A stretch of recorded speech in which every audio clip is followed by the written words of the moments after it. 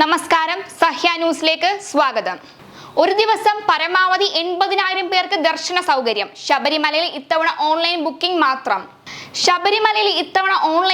മാത്രം അനുവദിക്കാൻ തീരുമാനിച്ചു. ഒരു ദിവസം പരമാവധി 80,000 പേർക്ക് ദർശന സൗകര്യം ഒരുക്കും. മുഖ്യമന്ത്രി പിണറായി വിജയന്റെ അധ്യക്ഷതയിൽ ചേർന്ന ശബരിമല മണ്ഡല മകരവിളക്ക് മഹോത്സവ മുന്നൊരുക്കങ്ങളുടെ അവലോകന യോഗത്തിലാണ് തീരുമാനം. വെർച്വൽ ക്യൂ ബുക്കിംഗ് സമയത്ത് തന്നെ യാത്രാ വഴി തിരഞ്ഞെടുക്കാനുള്ള അവസരം ഒരുക്കും. അതുവഴി തീർത്ഥാടകർക്ക് തിരക്ക് കുറഞ്ഞ യാത്രാ വഴി തിരഞ്ഞെടുക്കാനാവും. കാനനപാതയിൽ ഭക്തർക്ക് ആവശ്യമായ സൗകര്യം ഒരുക്കും.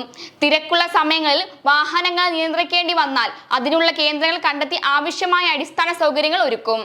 നിലക്കല്ലിലും എരുമേലിയിലും പാർക്കിങ്ങിന് കൂടുതൽ സൗകര്യം ഏർപ്പെടുത്തുന്നുണ്ട്. ശബരിമലയിലേക്കുള്ള റോഡുകളുടെയും പാർക്കിംഗ് ഗ്രൗണ്ടുകളുടെയും അറ്റകുറ്റപ്പണികൾ ഉടൻ പൂർത്തിയാകും.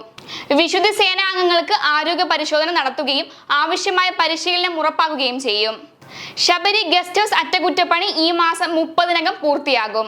പ്രണവം ഗസ്റ്റ് ഹൗസിന്റെ അറ്റകുറ്റപ്പണി പൂർത്തിയായിട്ടുണ്ട്.